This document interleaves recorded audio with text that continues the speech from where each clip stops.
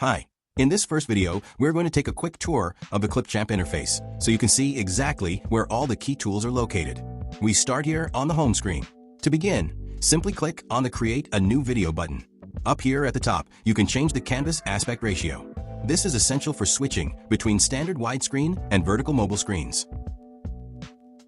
On the left, we have the main sidebar. This is your command center containing all the editing options. Here is the Record and Create tab. This is where you can capture your screen, use your webcam, or even generate AI voiceovers from text.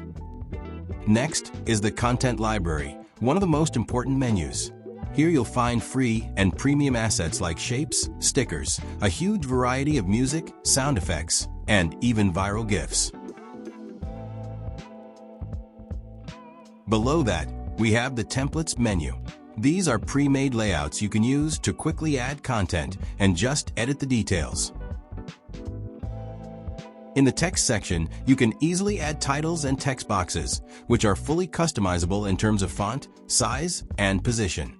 Finally, we have the Transitions menu, which offers various effects to smooth out the cuts between your video clips.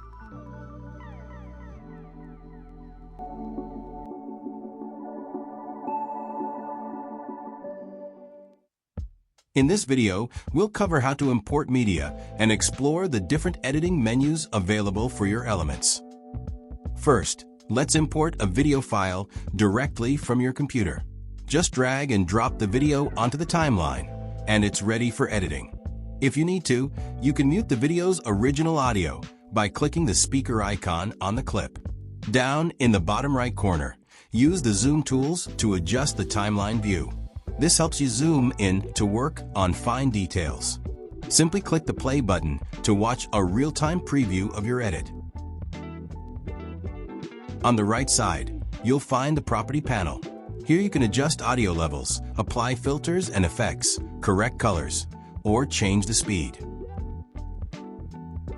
Specifically, the speed menu allows you to easily slow down or speed up your video clips.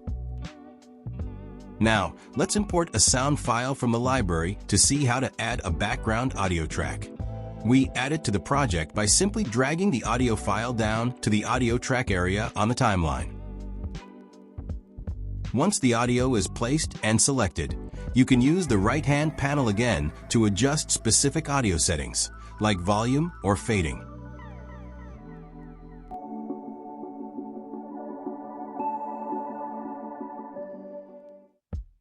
In this video, we will show you how to cut your video into clips, so you can edit specific parts individually.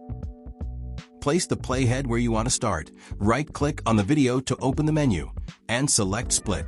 You can also do this much faster by simply positioning the playhead and pressing the S key on your keyboard. Once split, move to the end point and cut again. Just like that, you have an isolated clip where you can apply effects without changing the rest of the video. With this specific clip selected, you can now speed it up or slow it down using the speed menu.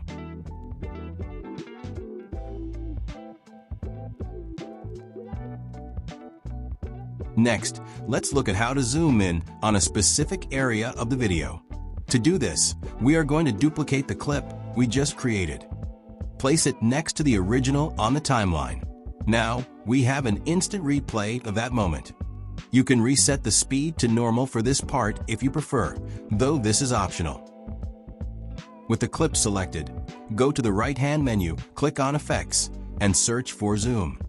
Here you will find two options, Slow Zoom and Fast Zoom. Choose the one that best fits your video.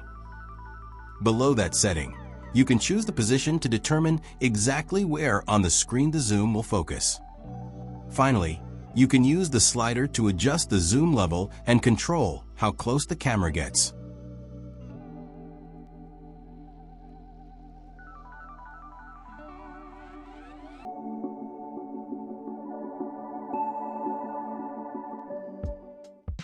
In this video, we'll see how to easily add social media cards and GIFs to your project.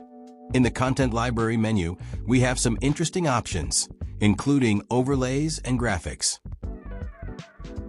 We also have specific options to add cards for your social media handles. First, select the design you want to use. Then, you can position it on the screen and adjust its size. Once placed, we can add a text box on top to fill in your specific details. Remember, for the text to stay on the card for the entire duration, you must stretch it on the timeline. It acts just like an audio track. The text is visible only as long as the clip occupies space on the timeline.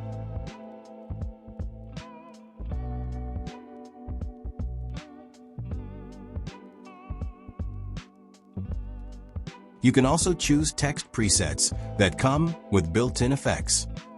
By selecting the text box, you can use the right-hand panel to edit the content, change the font, and adjust the size. Now, let's see how to add a GIF to our video. Go to the Giphy tab within the library. You can browse trending GIFs or use the search bar to find a specific one. Just like any other content, add it to the timeline and then adjust its size and duration.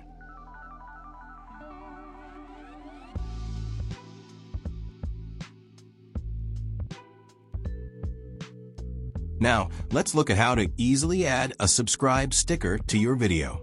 Go back to the content library on the left and look for the specific section called Subscribe Stickers.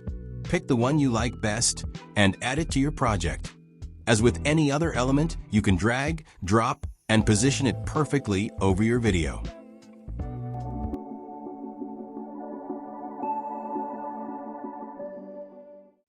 In this final video, we'll show you how to wrap up your project professionally by adding a custom signature or outro. Go to the Content Library menu and look for the Background section. Select a simple black or white background. Add it to the very end of your timeline. To add a transition, simply hover over the space between your main video and the black background and click the Add Transition icon. If you can't see it, zoom in on the timeline. Make sure to trim your main audio track so it ends exactly where the black background begins. Now, let's add a styled signature or outro to the video. To do this, go to the Templates menu. Browse the categories and select the one that best fits your video's content, such as YouTube or outros. Select a template. Notice that this adds a group of elements to your project, including specific audio, video, text, and effects.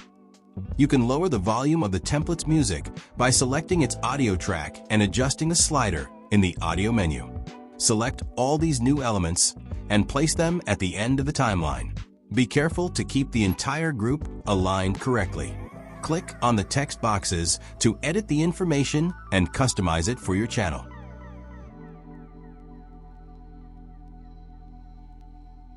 Finally, to finish the project, click the Export button in the top right corner. Select your desired video quality and name your file. Click Save and wait for the video to finish rendering. You are done.